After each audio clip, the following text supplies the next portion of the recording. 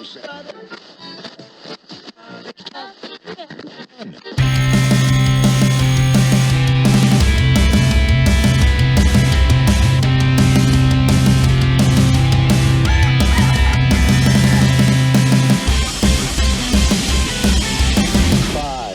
four, three, two, one, zero. All engine running. Liftoff. We have a liftoff. All right, everyone. Got Vincent Dormani with us today. He is the creator of Buried Hatchet Productions. If you haven't seen them yet, they're putting out shorts left and right on YouTube. They do horror shorts and very awesome, high quality, and we'll pull it up so you can see just how crazy they're getting with these shorts. So how you doing today, Vinny? I'm good, man. Very excited to be here and talk some BHP here. It's not often I get to talk about it, so, well, not really get into detail of it, so I'm excited to get more detail into everything. Absolutely, man. It's good to see you too, dude. Yes, sir. So Vinny had a horror short called The Milkman that we'll get into here in a little bit, but I was one of the leads in that for him, and that's kind of how we linked up, and yeah. Oh, yeah. Classic Milkman. Honestly, one of my favorites, and I'm pretty sure it's the third most viewed video on the channel right now, among a lot of others, so that definitely says a lot. Yeah, there's definitely a lot of awesome ones on there. How many total horror shorts do you have out right now?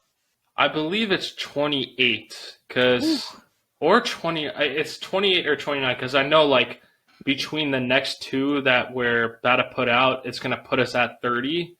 And so either one of the next two will make 30. So I'm pretty sure it's 28, but yeah, so let's call it 28 right now. Yeah, because, I mean, you seem like you've gotten on a rhythm of putting out a lot more now than you used to. How many are you putting out a month now?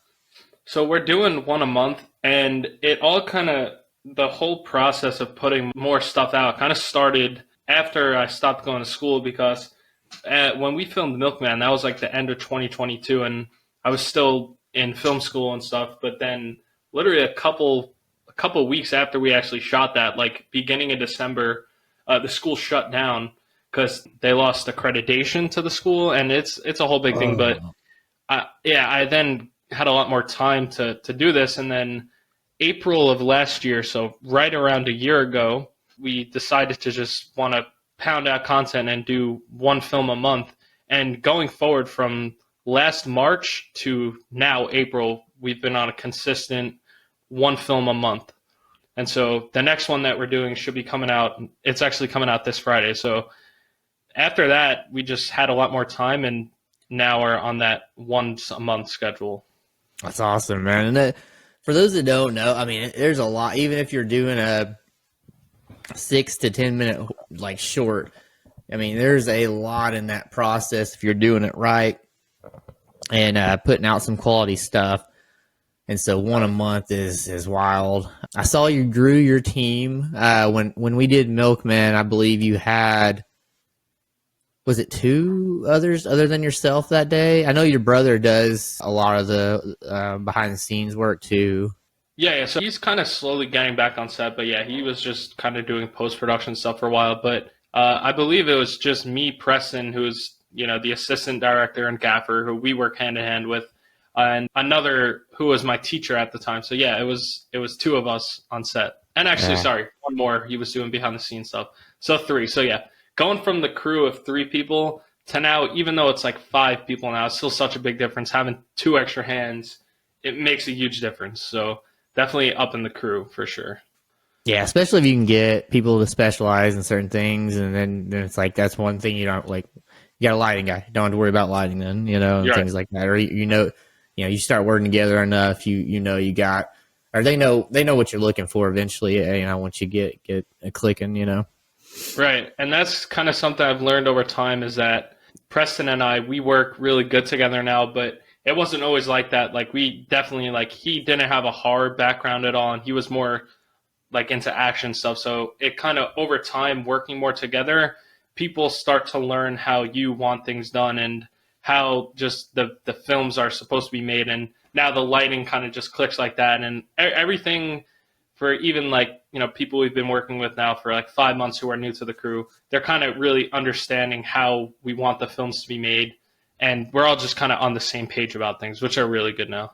Nice, heck yeah. Speaking of small worlds, me and Ben, who was opposite of me on Milkman, Right. we did an Iverson commercial together now, and then we just did a movie called Alien Weekend that should be releasing any time now on Amazon. I should shoot you the. Dude, I loved the trailer to that. I watched it because saw you posted it. I was like, dude, this is so sick. And like, I checked out the production company, and they seem like it definitely feels like they have like you know, it definitely feels like an indie kind of group. But it looks like they had like a big projector for like a driving scene, and it looked like they knew what they were doing. Yeah, so it's pretty awesome. So it's a father-son crew, and the dad. When he was in film school, I believe, I'm probably butchering the story all up, but he put something out there and it got bought up by HBO. And, I mean, he really had some good experience, and then his son wanted to get into it. And so they're a team and do it together. But I mean, y'all should really, link up at some point, sometime and talk. 'Cause they do mostly horror, but yeah. Yeah, dude, I was pretty impressed by that. I liked how, like, I'm definitely curious to see what your role is more, because what were you, like a cop or something? You know, you would think, because that's like what would fit me usually. But no, I was I was a hillbilly. There was one named Billy and one named Bob, and I was Bob. And then we get, you know, not to give away too much, we get mind control, and then we're out messing people up, you know. But that's awesome. But yeah. But back to the lighting. So I want to pull up a scene from the Butler. That I mean, it may not seem like super crazy, but just when we were talking about lighting and all that, it was just freaking awesome. I mean, you could kind of just kind of describe it. I may be able to recognize what you're talking about. So the scene is where he's shining the light into the hole in the wall. Right. You know, I'm sure you have a million examples that we could use here, but I really liked this one. So I'm going to do a screen share. I was going to put it up on the TV, but there's a way of screen sharing, so I'm kind of liking that. I'm going to try it. Okay, sure. Oh, yeah, there we go. I see it. Okay. Sweet. All right. So this is a scene from your short horror film, The Butler, and just a good example of some awesome lighting here.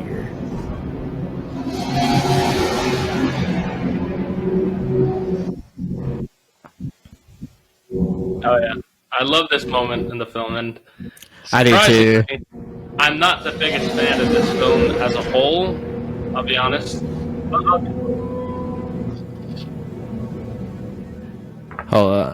You said you're not a huge fan of this one? Yeah, I have my reasons, and I could kind of get into that a little bit if you want me to elaborate on it a bit besides the lighting. Yeah, sure. I just want to get, the part that I'm really wanting to see has not happened yet. To call the butler. Hey, you almost done down there? I'm just looking through everything down here. I'll be up in a few minutes, okay?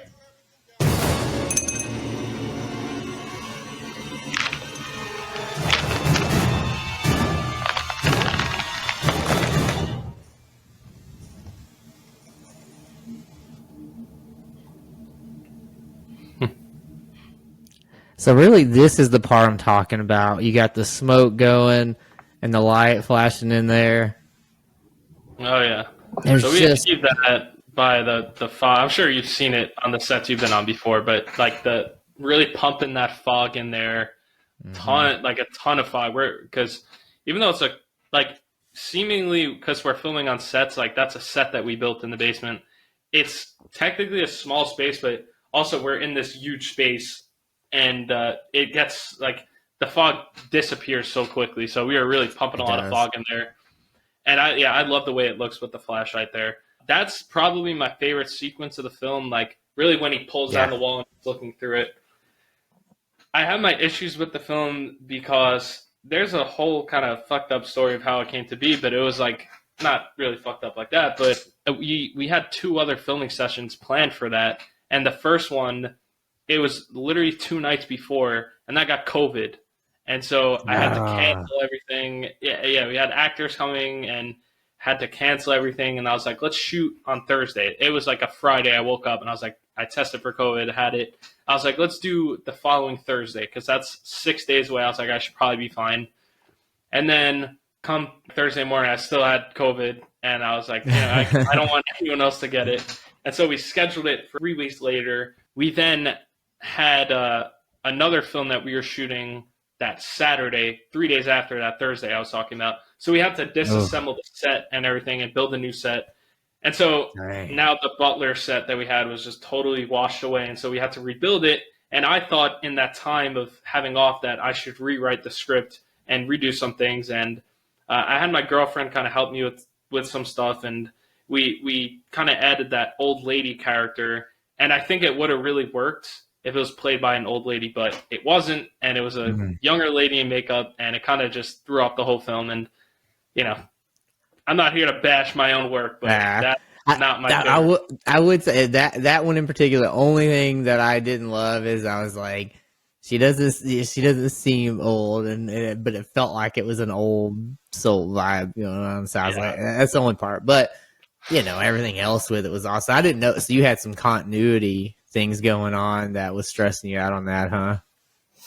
Yeah, I mean, the way the film originally opened up was with the guy, Ron is his name, the actor, and he was just, there was no really opening to it. It was just him. He was actually supposed to be climbing down a basement. That we had a ladder that we were going to use. It was totally different. He was just in his own basement, and then he was supposed to find like the whole box. But then we were like, does it really make sense that he wouldn't know this whole wall is behind there? And we just tried to rework things, and that's just kind of a good example of not everything needs to be rewritten a million times. But, that's just stuff I'm learning as a filmmaker. Yeah, I think a lot of that is tough because you do have to change some things on the fly sometimes, even bigger production, whatever, stuff happens and you got to figure it out and move forward, or you're, either wasting people's time or you're costing yourself more money or whatever. Exactly. But then it frustrates you because you got, especially if you're really stuck on like, I really want this a certain way, this scene, and then it gets all blown up on you, you got to change it, and then you feel like, oh man, I just took away from everything, because I know the way story writer or tellers do is you're connecting pieces, and you like a lot of Easter eggs as well, but you're connecting all that along the way. Right. Yeah. It's, I don't know. It's definitely something I'm learning, and going forward, I'm not going to second guess myself as much. And if I think the script version is really ready, I'm just going to be like, all right, that's it. I'm shooting Cut that it off. version. Yeah. There you go. So for those that don't know, I'm having a beer here, but Vinny it cannot yet. He is 20 years old. Yeah, he's got his water. I thought maybe it was a protein shake. Thought maybe you got them gains in, But so how old were you when you first started doing this? So I was 13 when I really made my first short horror film. I remember it. It was called Frostbitten, and it snowed because at the time I was living in New York, so we got snow a lot more than we would in North Carolina here. It was me, my brother, and our 2 best friends, and I was like, guys, it's snowing. Like, this will look really cool on camera. Like, let's just shoot something. And it was this kid being chased by like a killer with an axe, and it was honestly pretty cool. Like, I could still see my style now in that because there were tons of like POV shots in it and like different cool angles that I still use now. So that was when I was 13, and really before that, I used to make Lego stop motions. When I feel like it was as early as like 8 or 9 years old doing stop motion, which is still something I love to do. And so really, I technically 13 making like my first short film, but even as early as 8 with, experimenting with stop motion. That's awesome. Because a lot of times I think, oh man, it's crazy that you're 20 and you've already put out all these awesome short films that are of like very high quality. But then whenever you put it that way, it's like, no, but he's been doing it for 7 years or so. You know what I mean? So it's, you've definitely had your practice, and during 7 years you figure out a lot of tricks and things like that. I think it definitely shows in like your lighting and all the things that you're using, how you're using smoke and everything like that. Yeah, thank you.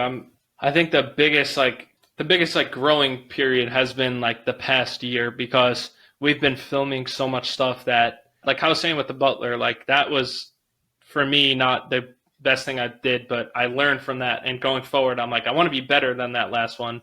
And just really in the past year, we filmed so much stuff, and I feel like I've gotten way better.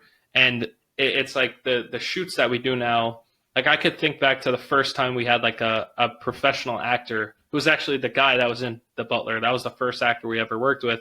Just not really knowing how to work a set and kind of being shy as a director, not really knowing how to use my voice as well. But over that 2-year span, and working with so many actors, just really improved on that, and being able to get my vision out to everyone as a director. So just huge learning experiences in the past year, really. Awesome, man. One thing I've noticed is with your bad guys, you've really upped the makeup game and everything. So let's see, it was in what's the title of the Vince? Okay, so in the Vince, the spider. So I'm scared of spider. About a year ago, I used to not really be that scared of spider, but about a year ago, I used to leave my mowing shoes in the garage, and I would just throw them on. A black widow was in there, and like halfway through mowing, like it really hurt. I got stung, and I smacked my leg. Like, whatever. Like I go in and go to shower, and dude, I fall out, dude. I call 911. I'm going to the hospital, dude. So now, like, I'm scared of spiders. So, oh my gosh, dude, this is a perfect film for you then. Yeah, dude. So I was watching that, and I was like, hell. And I saw the cobwebs, and not to spoil. There's a lot of spoilers in this probably today, but it was pretty impressive because I know it's indie, and you're not going like crazy budget or anything. But the spider character was pretty crazy looking. I want to pull it up there in a minute, but can you kind of like just go through your catalog of super makeup intensive, crazy bad guys that you did that you were proud of how it came out? Oh yeah, definitely. So really, the way it all starts off is I'll make a concept art, and sometimes I even just make concept art for characters that I haven't even done yet. Like I have a whole sketchbook. I try to carry it around with me pretty much everywhere I go, but that's just one of those things, and you could get inspired from anywhere. And so I remember it really wasn't supposed to be a spider creature.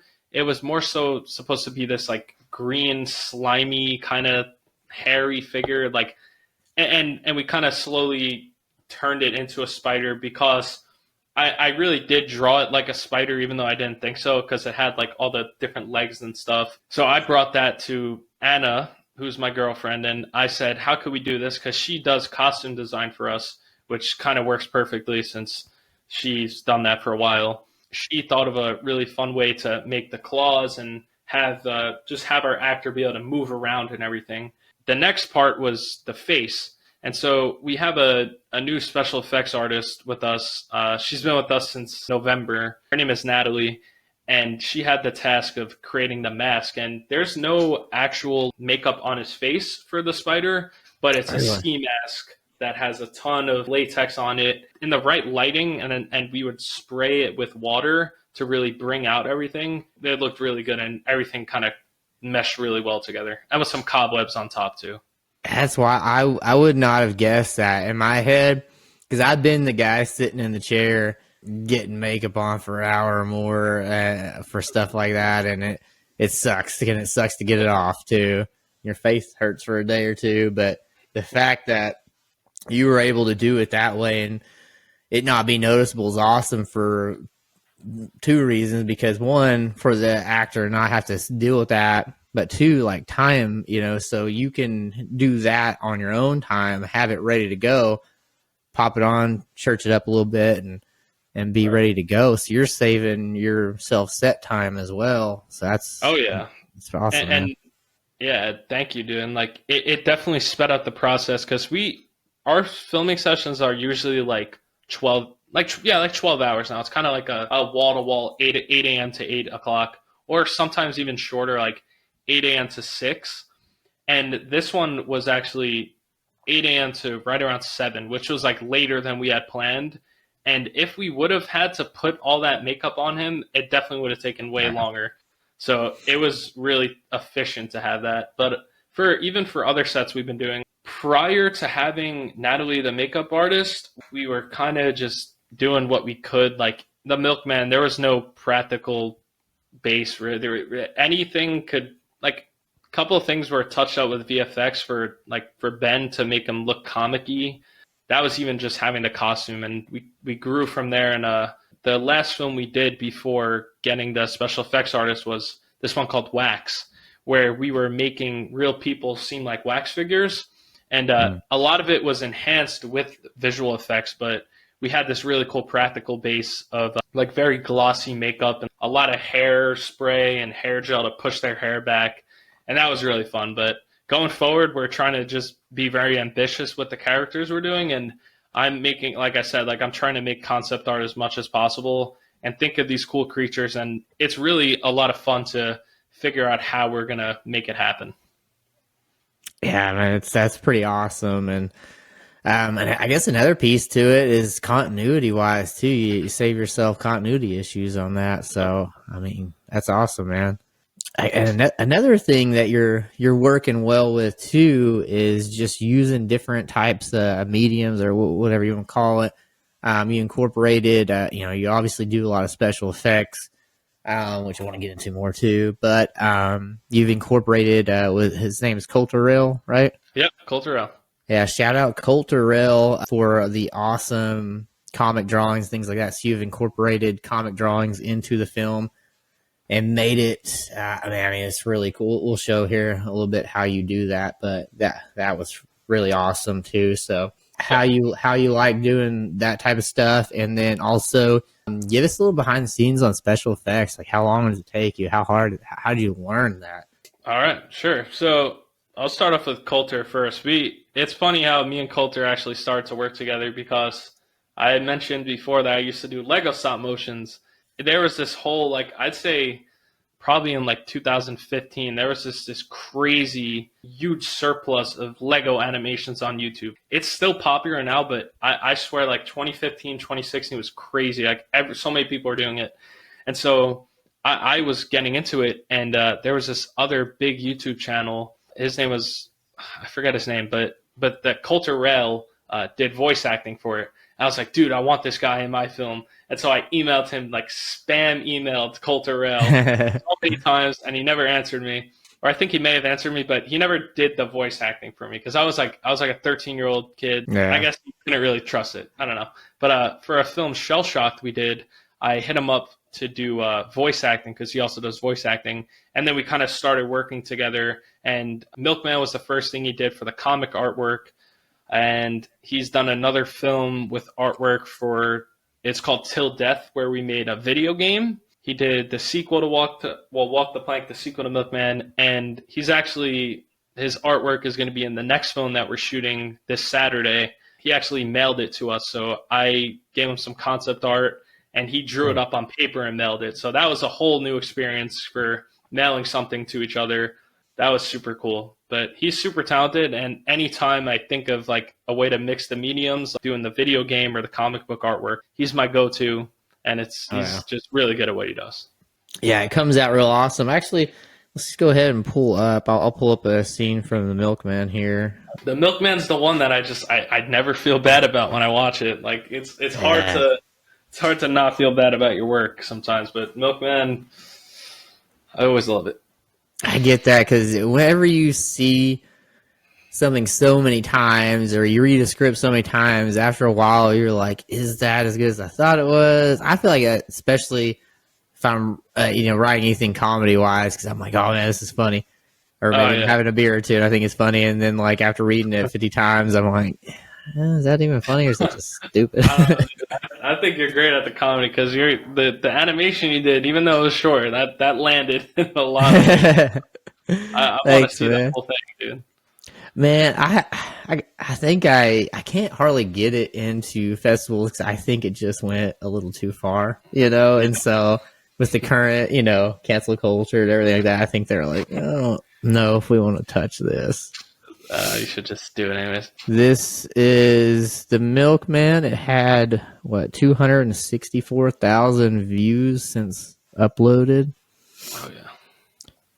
And so, yeah, to give people another understanding, too, of how awesome these short films are. I mean, he's not getting he's getting hundreds of thousands of views. It's really landing. Let's see, do you got I'm trying to think of a good mark to kind of show the animation. Let's see. That's probably... Yeah, that's a good point, because, let's say right there. Okay. Can you hear the audio on that? Yep, I can hear. Cool.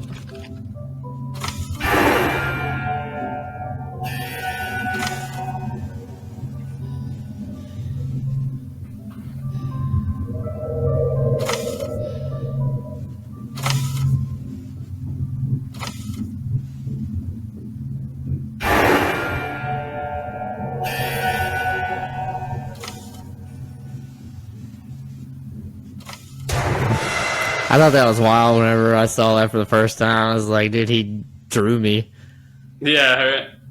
A lot of sending concept art. That's really what it comes to. And then... It's like, why did you flip it? Why did you flip it? Don't go in the basement! You stupid son of a...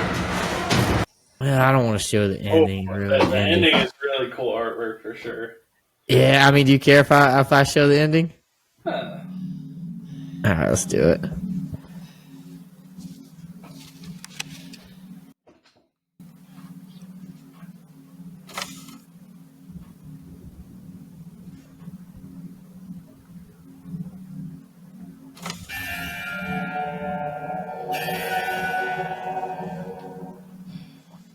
I like the way you have it kind of bouncing around too.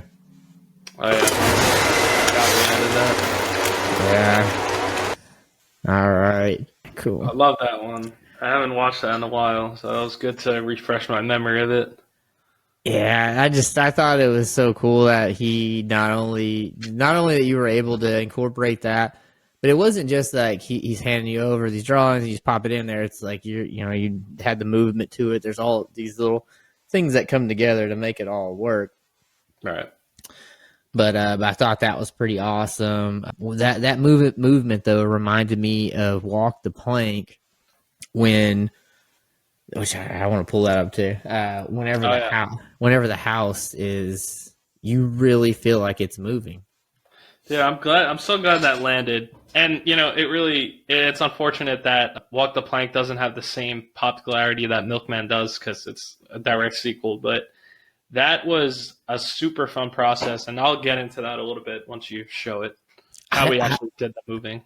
I mean, I know I'm partial to the Milkman, but I think I like this one better just because the feeling. Like, what minute mark would be a good place to hit to show like the house when it goes to moving? Maybe like 3 minutes. The feeling of the house moving really landed, and then me knowing that this is all in your basement too was like icing on the cake. That how awesome it was. All right. All right, so here's the scene from Walk the Plank.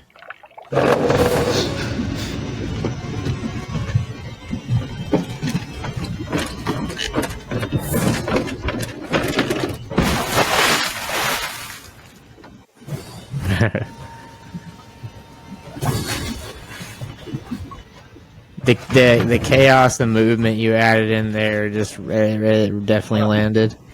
Thank you, dude. Like right there. Come on.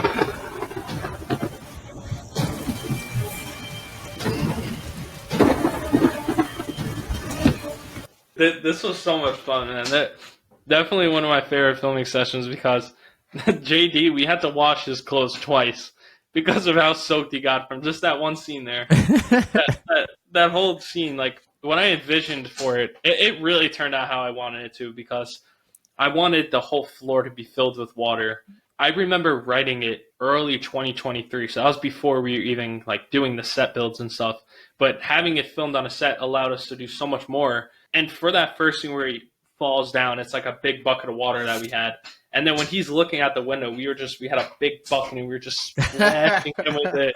And it was funny, man, because he was soaked and we had to wash his clothes 2 different times. But he was a trooper. He really he did a good job, man. He was great, and that was really fun. Moving the walls and stuff was pretty easy since they're all connected, and we kind of had different people shaking them and stuff. But the chaotic movement, I'm really glad it worked, because it was a mix of doing handheld movements, but also having him on a special built platform to give him some shaking.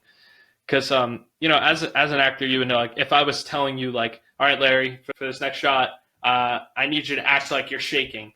You're going to be able to do it, but like it might come off a little cheesy. And so yeah, it's not going to be good. Yeah. And that's no matter who's doing it. And so we built this thing where it was like a boat mechanism. And so there's like a platform that they're standing on, and 2 people are operating it at different ends. So it's moving vertical and horizontal at the same time. So he really, like, he's trying to balance himself, and it added just so much to the realism of it. And mixed with the camera shaking and the walls moving, it all just meshed well, and it felt like the room was shaking. I thought it landed, definitely, and I loved it. I just did not realize how much you put into it. In my head, just watching, I'm just like, all right, he's doing some camera movement, and maybe they're shaking some walls, but the fact that he was actually on something trying to balance, that makes it pretty awesome. And you said, he was a good sport about it and all that. I mean, I think, when people watch your previous work, if they're working for you, they're like, well, I know how this is going to come out in the end. So however he's directing this, we're going to roll with that and see that end product. You know what I mean? Because it's hard as an actor a lot of times, because you're not, you don't understand what this is going to look like until you see it later, but who you're working with. You're like, all right, I trust you. Let's do it. So. Right. And it's definitely, that's the good thing about having a good catalog of stuff, is like different films, is that and I feel like now recently, especially, like the actors that we're working with, it's like, oh, this person recommended me to you. I really like your work. And so it's a lot of like recommendations coming in. His name is JD, the actor. He's like one of those guys who he'll do what he has to do to make it come out. Like, we're like, dude, you got to get soaked with water. Sure, let's do it. Like, he wanted to just do it. So yeah, it's just one of those actors who really was down for it, Awesome, man. Definitely landed. And you said something about like you're kind of testing things out. And I feel like, so all these short films over the time, you're testing out all these different cool things you can do, all these different ways you can add different mediums into the film and special effects, you name it. When are you going to do a full-length feature? I knew it was coming. We're waiting. We're waiting. All right. I will have you know that to my right is a big whiteboard full of ideas. So I will say that much. And the past really, it's funny you say that, because the past week I've been driving myself crazy trying to think of a feature idea.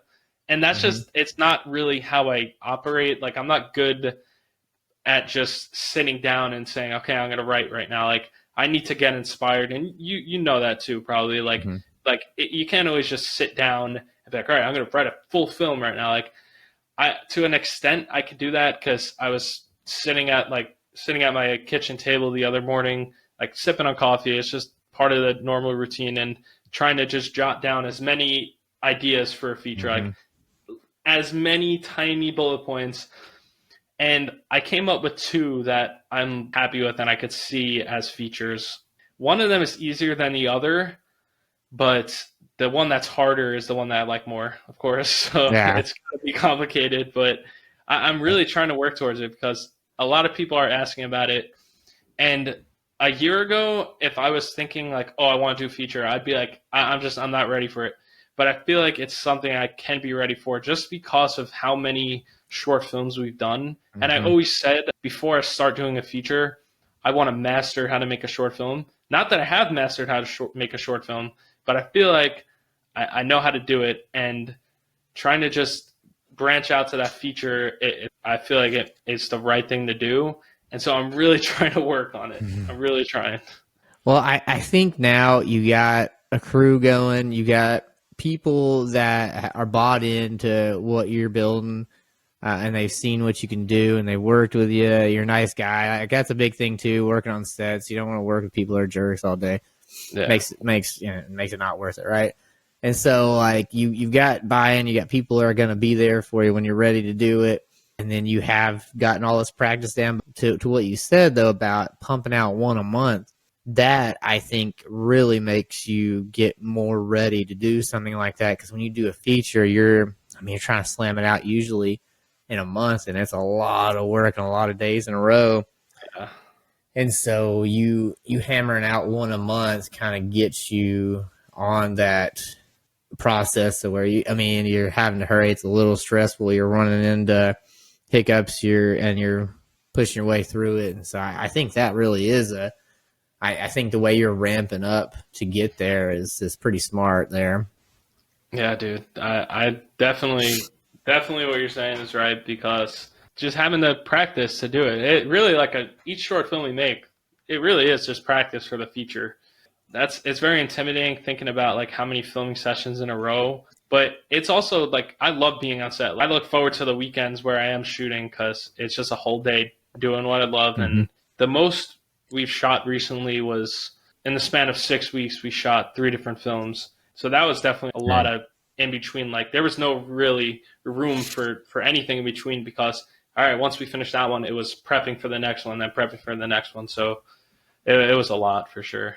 And that was Vince was part of that, and then 2 others that haven't come out yet. But yeah, nice, yeah, a lot of planning and everything. But yeah, awesome, man. That's what I'm waiting for. I want to see your name on a feature, man. Because hey, your name will be on it too, man. It'll have to be in it. Hey, there we go. All the BHP stars have to have some role in it for sure. There's the Easter eggs right there. Oh, but yeah, man, I'm excited to see it because you have so many awesome ideas, and so I think whatever you write, you can cherry pick from these shorts of what kind of cool stuff you want to pop in there and everything. So right, and there's kind of 2 different features I want to make. There's one that's going to be, well, aside from like different ideas, just kind of types of features, is one that I want to do is just kind of turning a bunch of the Buried Hatchet shorts into a bigger story. So trying to elaborate on the smaller ones and expand it into this big idea. And I have something that would be pretty cool of connecting like 4 different ones. Not really an anthology, but kind of like Trick or Treat, if you've seen that, like that kind of style. The other is going to be like an actual one plot movie. Like that's the one plot is the movie, but I don't know. They're both something I'm interested in doing. So I really got to figure out what I want to do. And then I'm going to show everyone else and be like, all right, guys, what do you think of this? And that's how we're going to go forward with it. Yeah, I mean, it's going to be a big decision for you, too, because you're probably going to have to put the shorts on hold, I'd imagine, just the amount of planning and work you're going to go into it. So it's going to be a big decision when you redo, make that leap. So, yeah, but man, whatever you do, I know it's gonna land, dude. Thank you, dude. Yes, sir. So, looking at special effects, we'll go back to that because you are doing special effects at, for me to say, indie, low budget type special effects, you are doing it at a high level. How did you learn that, and what do you use start with? So I always say that, like, the base of doing visual effects is there's like 3 main things you gotta learn how to do. It's a lot of masking, which is just making a mask over something, and that just kind of you could use it in so many different ways. And then there's rotoscoping, which is if you were to move your hand across the screen, you would cut out only your hand moving across, and that could be reused so many different ways. And there's also compositing, which is just compositing different aspects together. Like in the milkman, like seeing that milk truck there, like there's so much that goes into that, so many layers, and that's the compositing aspect of it. Over time, like in the beginning, I was watching like tutorials, like how to do certain things. And then I got to the point where I could kind of write something in. For example, I'm going to write a film about wax figures, and we're going to make it happen with practical effects and visual effects. And it's always good to have a practical base when you're doing visual effects stuff. And I was able to really enhance that. And over time, once you learn those basics, you could just really branch out and get creative with how you want to use them in your own special ways. That's how it happened. And right now I have another guy who I met through YouTube, actually. He's taking care of some visual effects because I don't know the 3D side of things. So I can't make something computer generated, but this guy that I know can. And so he's done some really awesome computer generated stuff. Like in our most popular film, The Last Stop, we have an elevator crash scene. Yes. And to really enhance it, instead of just using the practical stuff, we had that shot of the elevator coming down. And so that's something that I don't have the capabilities to do. So I hired him to do it. Stuff like that is really cool. So it's a good mix right now of I do what I can on the visual effects side of things, but when I want to really up it and take it to the next level with like a 3D aspect to it, 3D object, that's when I call out my friend Miles to do it. But yeah, I love adding visual effects and stuff. I definitely write stuff in, and I'm like, oh, that's gonna be such a cool VFX shot. Even the spider dropping down, like that was simple VFX. It was a wire removal, but even that, it's like you take stuff to the next level with visual effects, special effects, as you were saying. Yeah, and so I mean, it's so many people do it in a way where it's underwhelming, right? And so whenever you do it, it's really good. So it sounds like it's pretty impressive. You self-taught yourself, you practiced it, and then you were going to implement it. And then also you know your limitations currently. And so you're like, hey, whenever I want to dive into this 3D, I got a guy. And that's an awesome way to do it. In any walk of life, we don't have the answers all the time, but we know where to get it, right? And so being able to tap somebody in and to knock that out is awesome. Instead of, maybe trying something yourself that you could do, but you know that you're still figuring it out and this guy's got it. What was the first film where you were confident in your VFX to where you used it in a short film that you actually put out there? Let me say that. Yeah. So, it's the second film that's on the channel. It's not really good, so I wouldn't really watch it, but it was called REM. There were a couple effect shots that I put in there. One was just like different textures on the girl's face to make it look more ghost-like, because we didn't have special effects makeup. Another was like it's kind of cliche now, but like a blanket kind of coming up into the air, like at the shape of like the form of like a person, and then take the sheet off and it disappeared.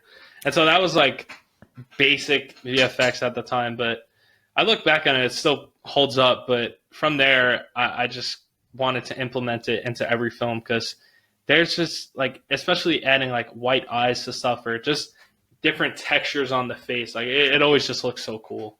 Yeah, and back to the throwing the blanket over, that one always lands to me because it freaks me out a little bit. I don't know why, but whenever I see that, it definitely messes with me a little bit. Oh yeah, no, that's definitely cool. Yeah, I think it just dives into your like fears as a little kid. Is like, there's a ghost and you pull it up and it's gone. I don't know. It just goes into it hits something deep there. I don't know. Oh, yeah. No, it definitely is cool. It's just like, it's hard because it's been used so many times over and over again that is like, now, like that was like 3 years ago that I did that. So probably even now there's so many more uses of it that it's kind of like, I don't know, it's definitely still effective, but maybe too overused for now. All right, so you self-taught yourself in VFX and you've been working it, but you got somebody helping you out. What is a type of visual effects shot that you're building up to that you're like, is there anything that you want to write in, but you feel like you can't quite make it look right, but you're gonna do it at some point soon, or do you feel like you're where you want to be, or you right where you want to be, kind of thing? I think really big like paralyzing shot where someone gets like completely like lifted into the air, and like it would be like it would definitely be like a big mix of wires with VFX, but that would be really cool. And something that I've been wanting to do for a while that I wrote into one of the next short films we're actually filming is to see something like wrap around someone's neck. And in this instance, it's supposed to be a flower, like the stem of a flower kind of jolting out and wrapping around someone's neck. And I've done it practically before, but it doesn't look, it just doesn't look right because we have to do it with like reversing the footage. And to do that really is going to be fun. And we're going to be doing that soon. So I hope it turns out the right way. Awesome. Well, I mean, you're going to be working on it. I'm sure if we see it, then it's gonna pass the test for you, you know, kind of Yeah. thing. So, Hopefully. yeah, that would be cool stuff. And as far as like levitating someone, that makes me think of like the exorcism type movies. And anytime there's an exorcism, it's terrifying. We used to do a thing when I worked night shifts. We would pull up exorcism videos on YouTube, and we would try to find like real exorcism, you know, just to see. And you know, it's yeah, if you want to get freaked out a little bit, you know, at night, just pull up those. And I don't know. I think it's just kind of crazy people, but yeah, even those the one quote unquote real ones are still fake. So yeah, they're just it just seems like a crazy person, but it looks terrifying. But one thing I would like to see, which maybe you already have, and maybe I'm just not thinking of it, but voodoo freaks me out a lot. I don't know if you got anything on that at all, but that's I remember like the skeleton key, stuff like that. Whatever reason, voodoo just kind of freaks me out a little bit. It's just weird stuff. That would be interesting. I feel like that. I don't know. I think it's like an episode of Scooby Doo or something. It reminds me of, but that would be cool to. You know, funny enough, like bringing up Scooby Doo, I get so much inspiration from cartoons. Like, you know, I feel like you wouldn't really think it, but I get so much inspiration from shows like Scooby Doo and like Gravity Falls, especially a huge show that I get so much inspiration from. And whenever I make the behind the scenes videos, I always kind of talk about it a little bit. But yeah, it's funny because that's where I get a lot of inspirations from. I mean, I guess it makes sense because in animation form, you know, you can get pretty brave with things, and so it can kind of give you some ideas that maybe seem a little over the top, but you know, then you figure out a way to make it happen live action. Oh yeah, no, that's true. You could just draw it out instead of having to film it. So yeah, definitely could get way more ambitious. And we try to achieve as ambitious things as we can. So yeah, I feel like that's what's cool about following your channel on there is that you kind of push it a little further each time of what the limitations were before. You kind of just keep pushing that envelope. Oh, yeah. And that's why I felt like you're building up for something bigger, like a full length feature, because it's just like you're really just getting this catalog of like, you know, different things you could do. And so it's pretty cool to see the development there. Yeah, thank you, dude. I mean, hopefully we are really leading up to the feature, and I hope it goes the right way. And I'm nervous to really dive into it, but I'm not gonna start it unless I'm super settled on the idea and like the script that we're gonna do it. Because if there's a short film that we shoot and it's like, this didn't turn out that good. I'm gonna use the Butler for example. Like that didn't turn out as well as I wanted.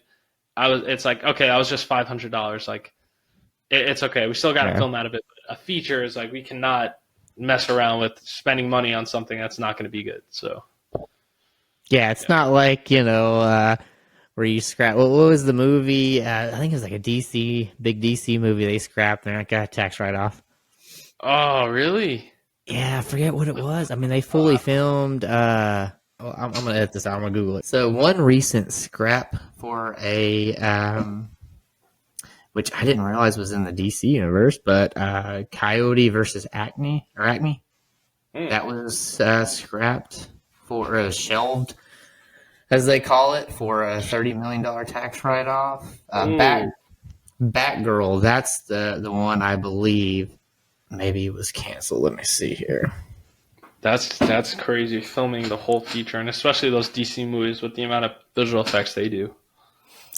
Yeah, it's wild. Okay, here we go. So in 2022, Batgirl was a Warner Brothers write-off, $2 billion in content. 2 billion. Wow. That sucks. Let's see.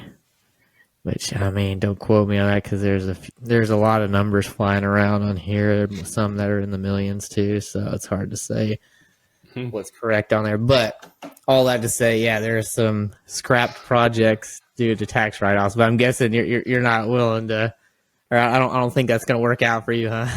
I don't think so. My biggest worry is where we're going to get the money from, because I'm pretty confident in being able to do it at a pretty low budget, because location's not going to be a problem.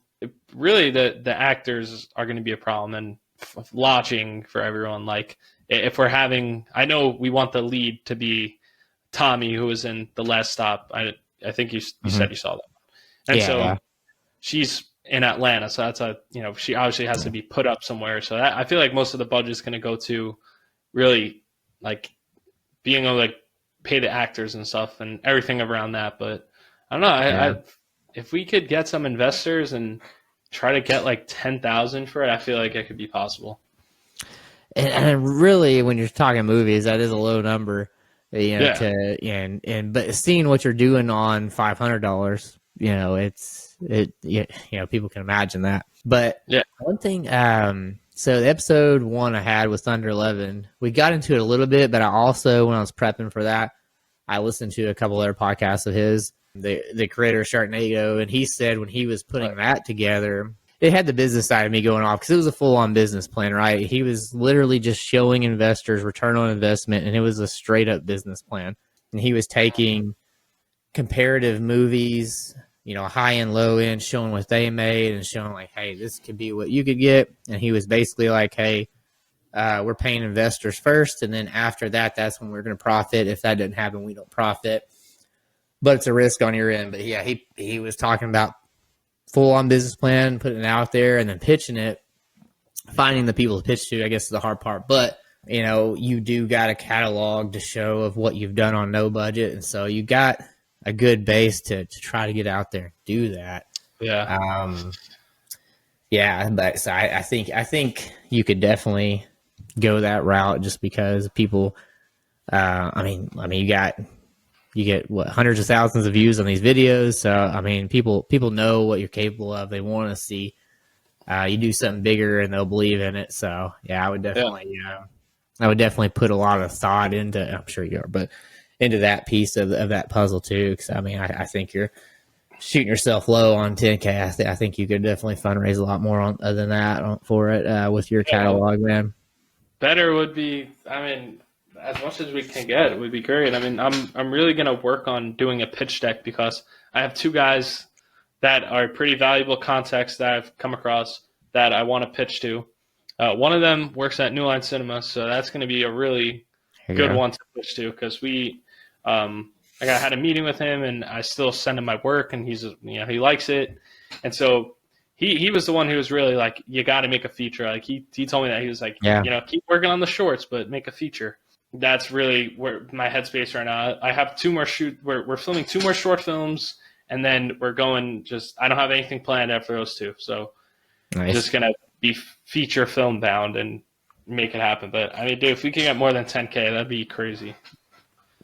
I think you will. I think if you, the way you systematically approach everything else, if you approach the business side of it that way, I think you'll surprise yourself, over time. But like anything, it takes time. But yeah, like I said, these bigger contacts are believing in you too for a reason, right? So yeah, it'll come time. And you're only 20, man. You're ahead of the game, dude.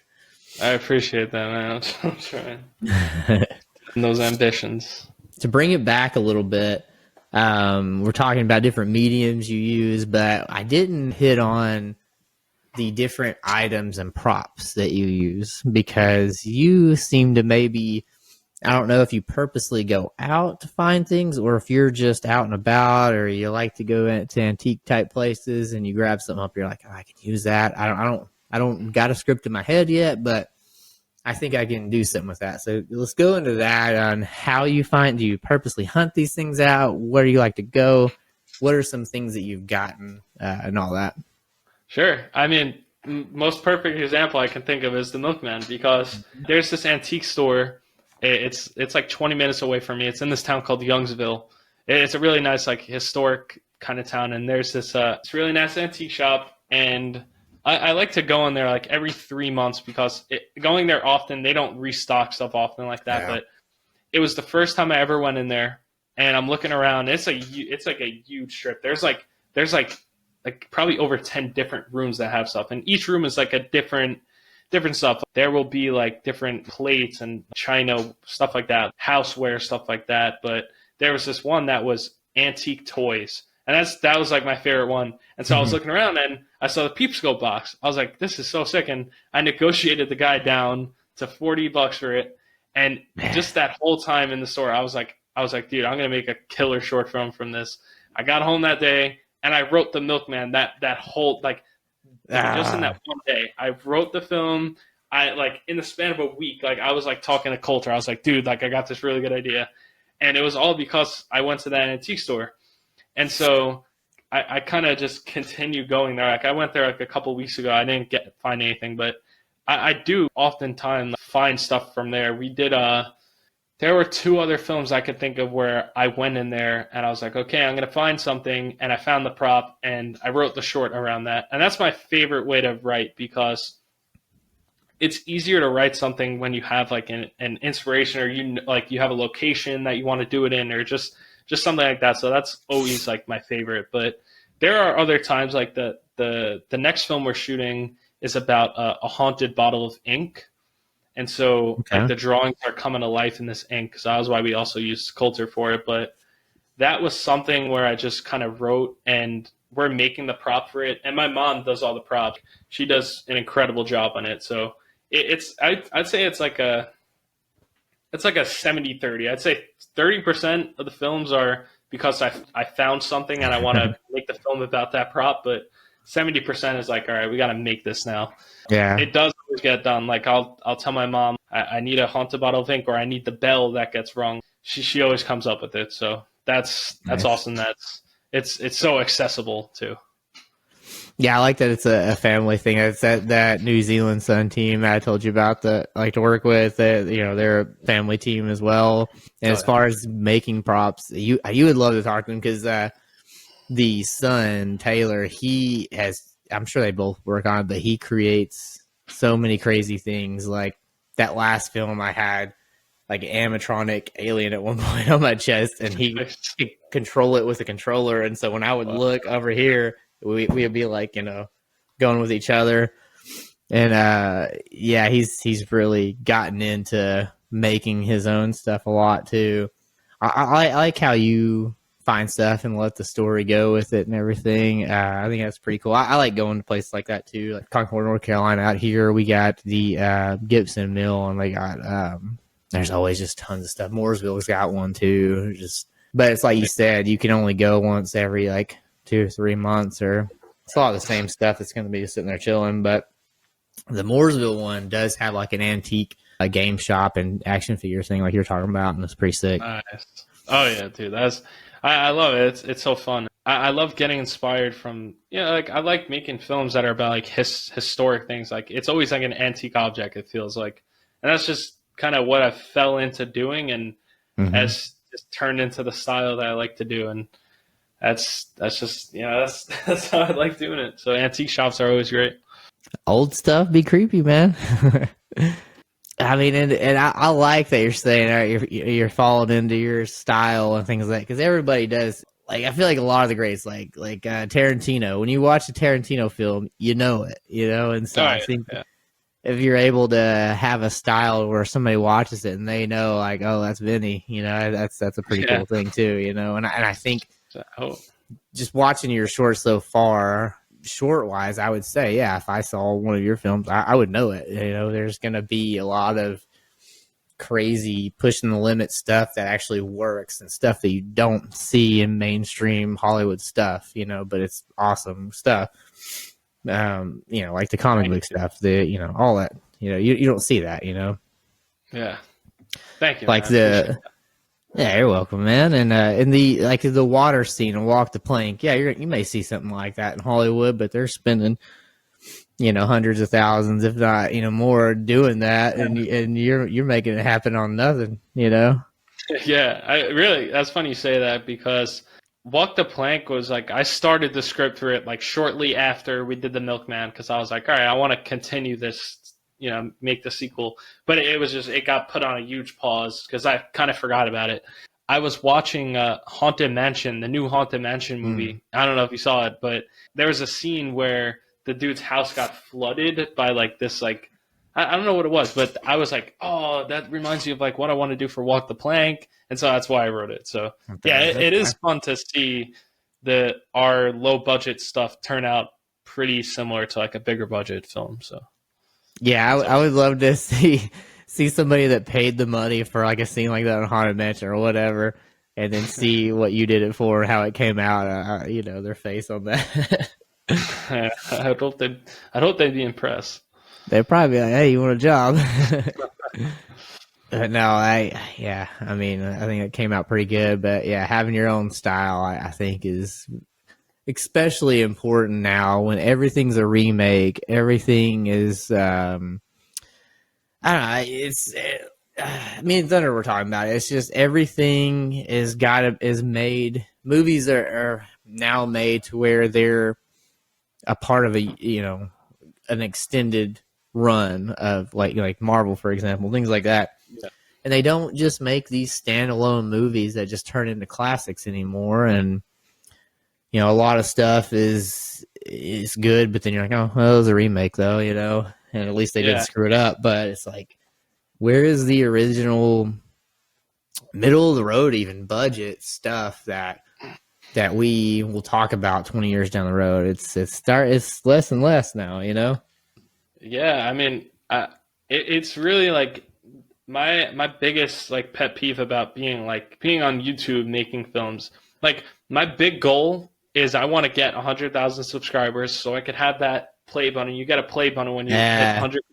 I want that thing so bad. It's been my dream forever, and I want that. But just the process of doing it is annoying, because the short horror film, right? That word, those 3 words, short horror film, have turned into this horrible thing on YouTube, because it's like the whole algorithm has changed. I don't like getting into the algorithm stuff, but it's I do want to talk to you about that, because you get a lot of returning people to watch because your stuff's awesome, but to get in the game, you had to have figured out that algorithm on YouTube pretty well.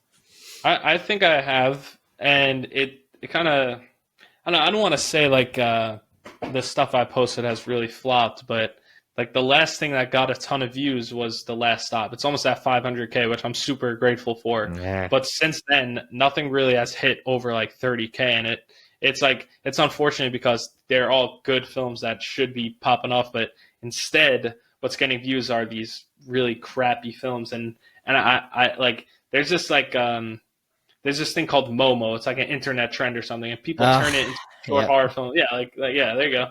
And it's creepy. I don't know why, but if I made a short film called Momo, it would probably get 500,000 views. But I'm not gonna do that. I'm not gonna dumb myself down just to get views. Like, I'll make what I want, even if it's gonna get 500 views. But I know I made a cool film. Like, and that's what YouTube has turned into, where it's like the cheesiest of cheesiest films are being put out there, and it's just a huge surplus, and like, where like in the middle somewhere where it's like they kind of get views but they kind of don't, and it's like, I want to be at the top, but it's not even a matter of consistency, really. I mean, we've been on a very consistent schedule, and that's what the YouTube algorithm likes. That's like, they want consistent, like they want you posting every day at this time, and I try, but the algorithm's weird.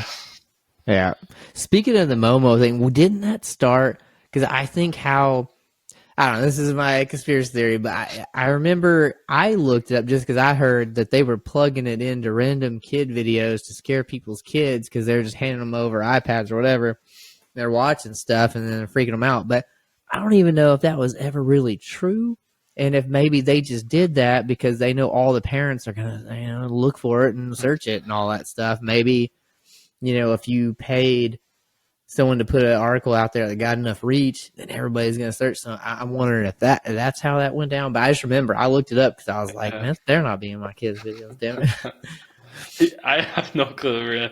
I don't know what the startup of it is, but Buried Hatchet as a whole is really just like, I want to keep it, I want to keep it very original, because stuff that's coming out, short horror film, I'm not bashing on anyone, but it's like there's not a lot of creativity, because they'll take a TikTok trend and turn it into a short horror film. It's like, that's just not what I like to do, and it sucks that that's what's getting views, but I'm not going to just dumb down my stuff to try to get views like that. Yeah, and then you lose your style and all that, and I wouldn't expect that from you. But yeah, I get that. So you're what you're alluding to basically is that you've got the algorithm figured out, but part of what it is people are chasing whatever the trend is and then running with it and pretty much all that. But a lot of people aren't putting out the quality that you put out. Let's take it back. We were talking about that elevator scene earlier. I want to pull that up. Oh yeah, it's my favorite one. Yeah, that one was pretty fire. I liked it. That was the last stop, right? The last stop. Okay. Which will be premiering at Carolina Fear Fest, so that's gonna be sick. Ooh, okay. Oh yeah. What is your advice? Because there's a lot of YouTubers out there, and you're sitting at what I think over 20,000 subscribers now. Talking about that play button, you're close to a quarter of the way there, which is very impressive and very hard to do. I'd be curious as the percentage of people that try YouTube versus the ones that can get up to that many subscribers, probably like less than 1%. And it's just my wild dart. But your videos you said your best one right now, or you consider Last Stop your best? Yeah, that's my personal favorite, and it's the most popular one. So yeah, so your best one is, you said, around 500,000 views. So what is your suggestion to those that are on YouTube? They're serious about it, but they're not trying to be cliche and just make garbage that's hitting on logarithms.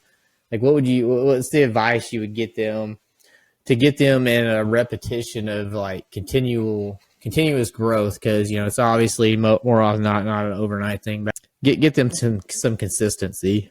Yeah. Just put your all into it. Like put as much time as you can to it. I work pretty much full time, but at the end of the day, I still have to work on my stuff, and that should go for anyone. Like, put your time into it, even if you got to stay up to 12 a.m., 1 a.m. Just work on it, write as much as possible. Just try to create stuff. It nothing bothers me more than someone trying to say like, oh yeah, I want to be this or I want to be that, but they're not actively doing it. Like, if you want to be a filmmaker or want to be a YouTuber, you got to do it. You got to make the videos, make the content, and you got to really commit to it no matter what's happening. I feel like the past 7 months have been the hardest for me, just because of some family stuff that's gone down, and really just I'm still trying to push through it. So I feel like for anyone, no matter what's happening in your life, if you really want it, you got to just go for it and just do whatever you can to achieve it. I like that, because man, there's so many people, no matter what, I mean, everybody's got goals, right? And how many people have goals that they're sitting there and they even know maybe what their first step is to be, and they just don't do it because they're like, I work, I do this, I do that, I go to bed, right. and it's easy to do that. You're in your routine, but maybe it's a little harder if I wake up a little earlier, I give them a workout then, and that way I got a little flex time in the morning before work to work on whatever it is my goal might be.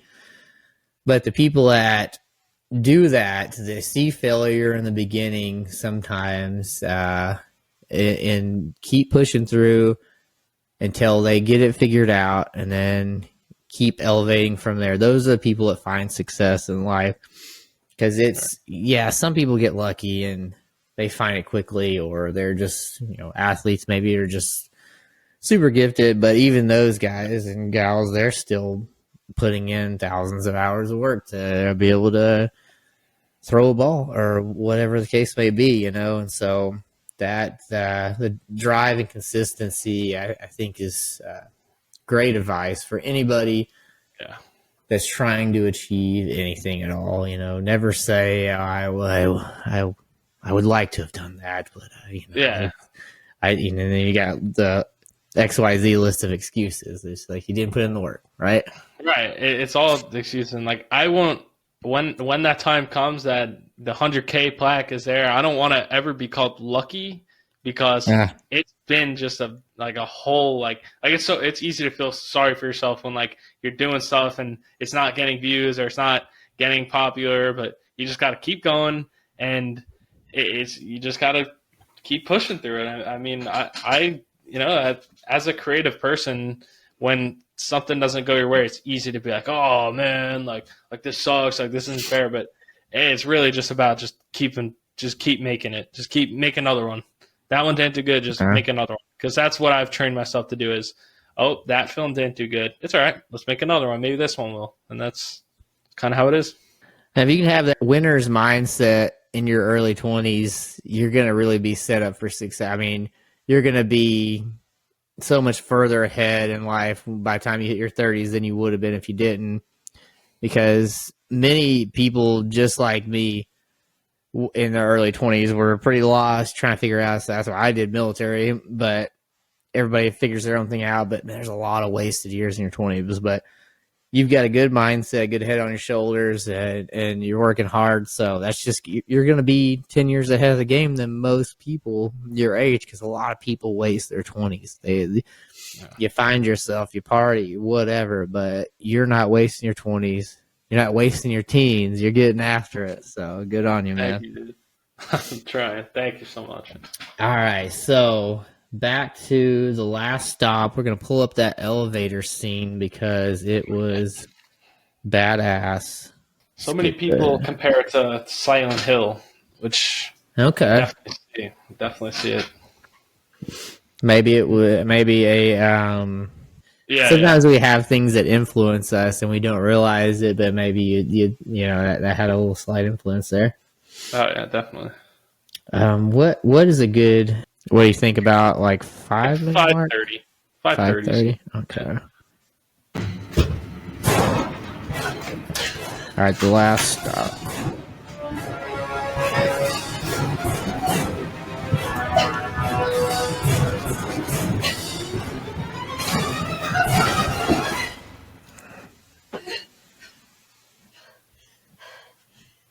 It's not looking.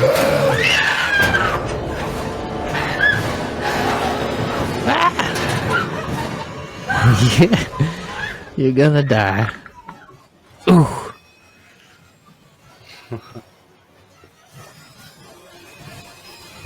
God.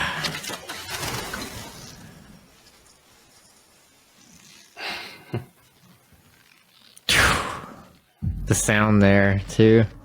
Oh yeah. Oh, that's my right favorite there. spot I think I've ever made, right there. Good God. I mean, you're talking. I mean, so that scene alone, if you don't mind me asking, how much did that elevator scene right there cost you? Not including time and, and your own labor, but how much did it cost you? I put a rough budget to the film of $1,000. That's it was like $1,000. Building the For set. the whole film. Yeah, the whole film, paying everyone.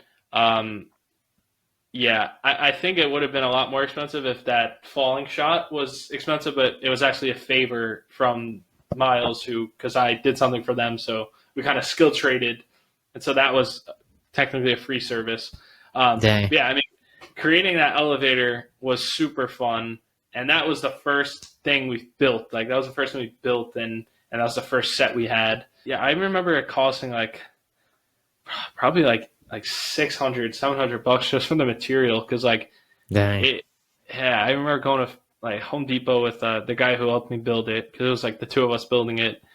But wood is kind of expensive now. Like 2x4s are expensive, and so we had to buy like 50 2x4s for it, and then and you gotta find them that aren't warped because they're all garbage.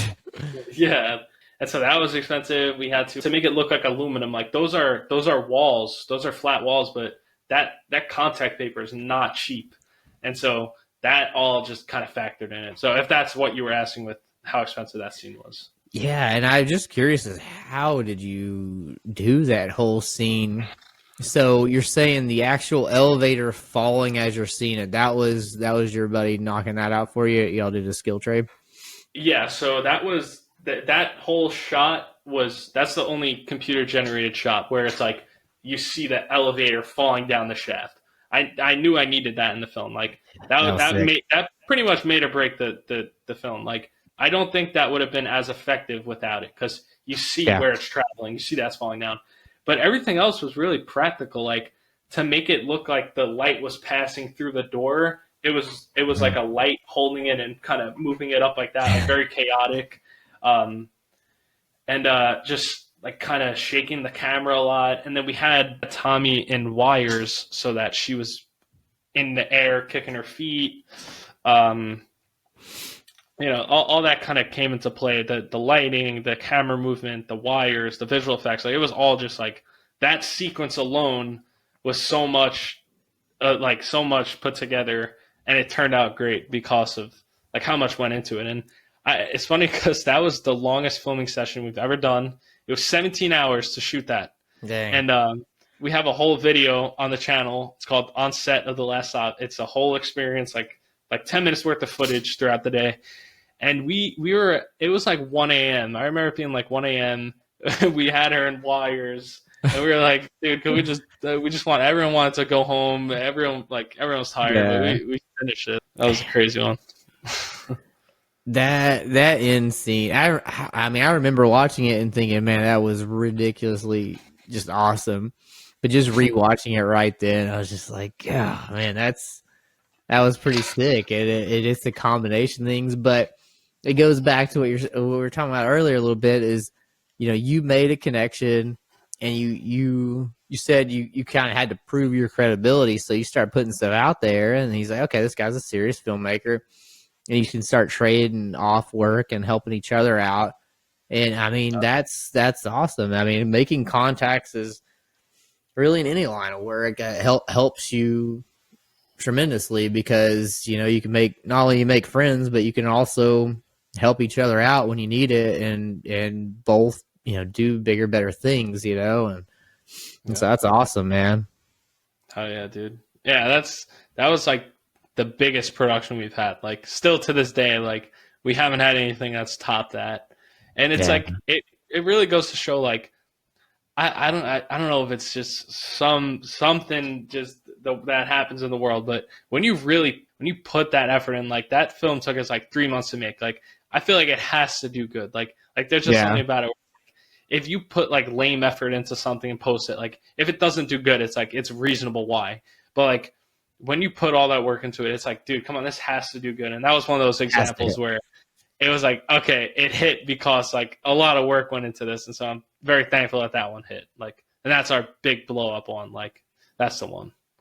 Yeah, because I mean, it does suck, because you do have some really good ones that didn't hit and that people are missing out on. So it would I imagine, it would be just a terrible feeling if you put all that work into it and you knew it was good and it didn't hit. But that's the weird thing about YouTube, man. It's like, who sees it or who doesn't get to see it. Whereas, like, if it's out there on streaming or whatever, it's just shoved. But granted, they even like Netflix and stuff plays that too, because there's certain things that are shoved in your face, or there's certain things that are, ranked in the top thing. Which I mean, the ranking is basically whatever they're putting in your face, and it has the big actors in it. You click on it, so. But anyways, all that to say, it's YouTube. There's so much out there, so it's just hard to get it in front of people. But that's where the subscribers help. So if you have it, it's the first time hearing about Vinny, go to Buried Hatchet Productions and go ahead and subscribe on that. Get my man up to 100K. Let's do it. Oh yeah, need that play button. It's gonna go right in the studio. It's gonna be a shrine. It's gonna be an absolute shrine around it. Yeah, that way, you got to get that before you start making your big budget features, because that's coming someday. So you gotta hit that goal. You gotta check that box, man. You've been Exactly. working out for too long. That's what I'm saying. That's the goal. But so I got one last hard brain busting question for you. You ready for it? I'm ready. What is your favorite horror film of all time? I hate this question. Oh, You know, all right. I'm gonna give it right here because it's on my desk and I love this movie so much. no, not the old. I know what you did last summer. I Good am one. very inspired by this movie. I don't know. I love this movie so much. It's got my favorite cast. Freddie Prinze Jr. and Sarah Michelle Gellar. They're married. They met from this film, and I don't know, it's such a fun film, and I'm super inspired by it. And it's a good film. So yeah, that's my favorite film right there. I've watched it a million times, so I know what you did last summer. It's Vincent Dormani's favorite film. Love it. That was a good one. That was around that time of like Scream and all that, and that was a fun time for those horror films coming out and stuff. That in the 90s and stuff for me, and the 80s, but not so much these days, I guess. But no, that was a good one. And then Freddie, not too long after that, he just kind of went off into the sunset. He just quit or whatever. Yeah. Well, I know I said that was my last question, but I do got one more for you. All right. Because I feel like horror films haven't been that good lately, or for a while, for that matter, as far as like your mainstream Hollywood stuff. I don't want to get you to hate on anything, but what's the last horror film that you've seen that you were like, okay, that's pretty dang good? Talk to me. Oh, yes. Good call up. Incredible movie. I mean, I'm still thinking about it. I bought it on Blu-ray, and I was watching it the other day. Like, it is so freaking good, and that is, like, my main inspiration for the kind of feature I want to make. That is it. Like that is kind of your realm right there. Yeah. That one did. Me and my son watched that together, and it was my son. I think I went to go turn the light off and go to another room or something like that, and he was like, "Hold on, you going to bed? You don't want to watch a little like King of the Hill or something, dude?" And I was like, "Okay." Yeah, good ass movie. Like, thoroughly enjoyed it, and it's cool because the guys who made it, Daniel and Michael Filippo, those are the directors. They have a YouTube channel called Raka Raka, and so they started off as YouTubers. They have like 10 million subscribers, I think, but they were doing kind of what we're doing. Like, they did like action skits and stuff like that, and it's crazy that they went from doing action skits to making this crazy elaborate movie. But it's a big inspiration for me because like they did it. Why can't I do it? Like, they made it crazy. It was their first movie too, and like that just hit so hard. Like, yeah, so that's definitely the best movie I've seen recently, or best horror movie for sure. Yeah, that was a good one. In my head, I had forgotten about it until you said it, and I was like, dude, that one, that out of everything recent that I have seen, that's got to be the top horror flick I've seen. I was thinking of the one Get Out. Sorry. Get Out was pretty creepy to me because it kind of got into a little almost voodoo type stuff, and I wasn't having it. Man, you just saw that recently for the first time? No, I mean, this was probably around when it came out. I haven't liked a whole lot of stuff that's really came out recently as far as the horror stuff goes. Which, granted, I will say I don't get to watch as much of it anymore because my wife will not do. If I'm in it, she'll watch it. But it's like me and my son gotta watch the horror stuff together. But with that being said, that was creepy, and my buddy, he's black dude, his wife's white, and so we always like started messing with him about that. Oh man, how's the family? No, that's a good ass movie. I like that one too. Yeah, but the one you called up, that one was on par with any kind of horror movie I love. It was really good. That's a very inspirational one for me right now. I can see that, but all right, man. So for everyone listening, just make sure you check out Buried Hatchet Productions on YouTube. Follow them on. I got the BHP shirt on. And yeah, shout out your socials and everything you got there, or anything you want to.